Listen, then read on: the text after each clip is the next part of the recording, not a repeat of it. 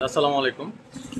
আমরা শুনতে পাচ্ছি যে গত ঈদের আগের দিন মহিষ তার যেখানে বাধা ছিল ওটা ছুটে গিয়ে অনেকজনকে আহত করেছে। এ বিষয়ে আপনার মুখ থেকে শুনতে যাচ্ছি কি হয়েছিল, এখন পর্যন্ত পরিস্থিতি কেমন? ধন্যবাদ। এটা চাঁদপুর ইউনিয়নের এই গ্রামটা হলো আমার গ্রামটা, এটা আমার জন্মভূমি। এই গ্রামটা হলো নলগাঁও। নলগাঁও সিরাজ নামের এক ব্যক্তি, সে একটা মহিষ আজ থেকে 6 মাস আগে ক্রয় করে। আসলে মূলত এটা আমাদের রমজানিদের জন্যই, এই মাংসের জন্যই মূলত ক্রয় করা। তো সিরাজ ব্যবসায়ী স্বার্থে এই মহিষটা সাধারণ মানুষকে দেখানোর জন্য বাজারে নিয়ে আসে। তো বাজারে যখন এই বাজার নলগাঁও পূর্ব বাজার এবং পশ্চিমের বাজারে, দুই বাজারে মহিষটা দেখানোর সময় উৎসব জনতা না, ঠিক বাচ্চারা যেহেতু ঈদ সংলগ্ন, তো এই ক্ষেত্রে এই সময় সে বাহ্যি অথবা ফুটকা যেটা যাই বলি, এটা ফুটায়। এই ফুটানোর পরে মহিষটা হঠাৎ করেই এই মহিষটা মানে একটু তার আচরণ চেঞ্জ হওয়ার পর থেকে এই মহিষটা শুধু দৌড়াইতে থাকে। গ্রামের মানুষ চেষ্টা করছে প্রাথমিক দিক দিয়ে, সেটা হলো পরবর্তী সময় আমার পাশে গ্রাম কাজে হাজি, তারপরে মহিষাদমনাতে গিয়া প্রথমে একটা মানুষ, পুরুষ তাকে আহত করে, মারাত্মক জখম হয়, পরে হসপিটালে ভর্তি হয়েছে। তার পরবর্তী সময় একজন মহিলা তাকে আঘাত করে বাড়িতে গিয়ে, সেটা শিং দিয়ে করে, তারপরে ও মহিলা আহত হয়।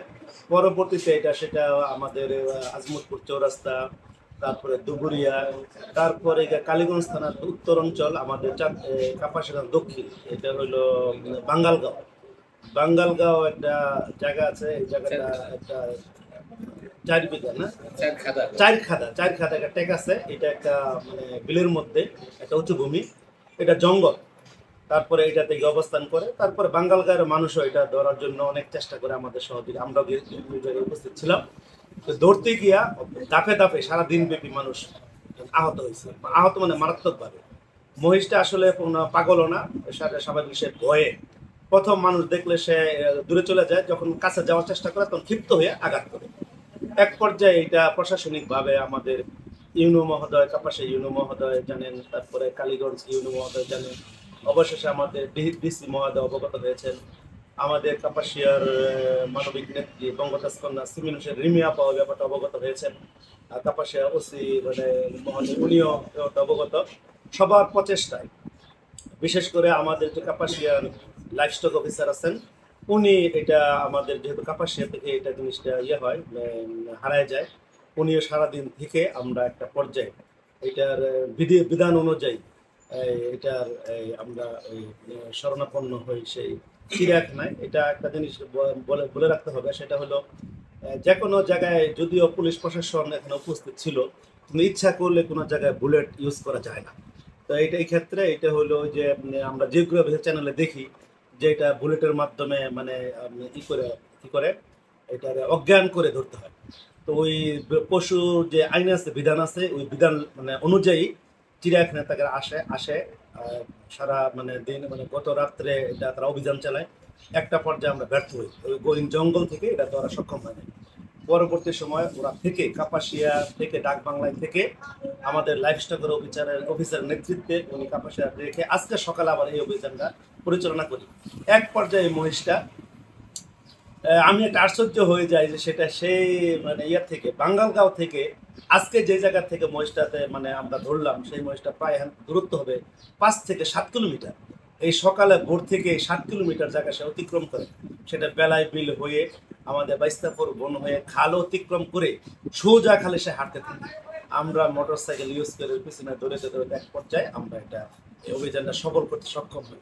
তো আমি কৃতজ্ঞতা জানাই, এইটা ধরতে গিয়া আমাদের দেশের মানুষ যে আন্তরিকতা, আমার সেই স্বাধীনতা যুদ্ধের কথা মনে হয়ে যায়, যে সাধারণ মানুষ যদি মানে একটা জিনিসের মানে আগ্রহ তৈরি হয় এবং সেটা যদি ঝাঁপায় পড়ে, তো অনেক কিছুই সম্ভব। সবার সহযোগিতায়, শত শত মানুষের সহযোগিতায় এইটা আমরা ধরছি এবং সেটা সক্ষম হয়েছি।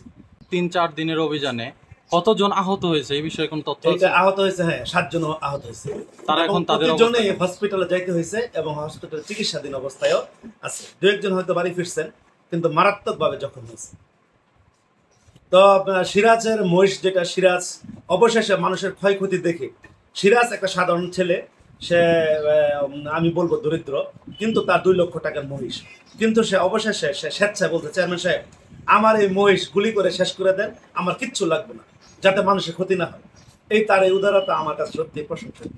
এখন কি মহিষ আপনারা মালিকের কাছে? হ্যাঁ, মহিষ মালিকের কাছে, এবং এটা আমরা জবাই করে আমাদের কাপাসিয়া লাইভস্টক অফিসারের নেতৃত্বে জবাই করে আমাদের নলগাঁও গ্রামে আনবে।